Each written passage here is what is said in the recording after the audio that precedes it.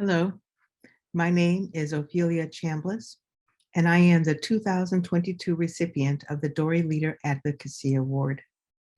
I am honored to bring you a message on this day of the race against racism. I'm an artist by trade, and much of my work is centered around the human condition.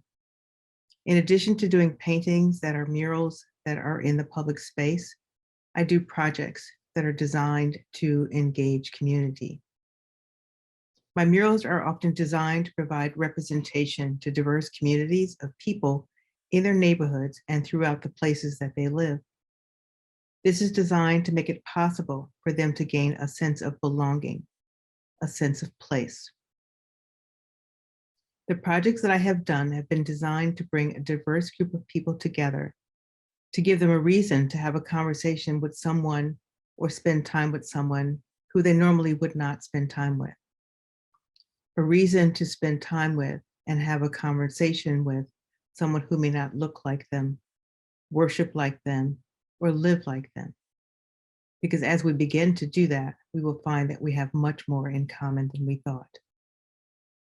When I have been able to pull these projects together, I've also done so with a great deal of intentionality. I've always thought about who is in the room and who should be in the room. Who is in the room is important because that's how we serve our community, because all of our needs are able to be met at the same time. And we also begin to recognize that not all of our needs are the same. Who should be in the room is important because when we do not have everyone in the room, we are missing voices, voices that need to be heard. Decisions are being made on their behalf from a different lens, and this lens may not represent those voices.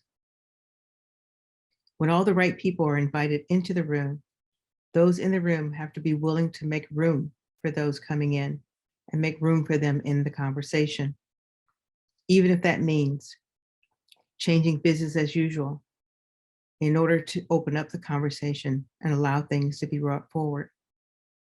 How we open up these conversations is something that all organizations with DEI, diversity, equity, and inclusion initiatives are working on now.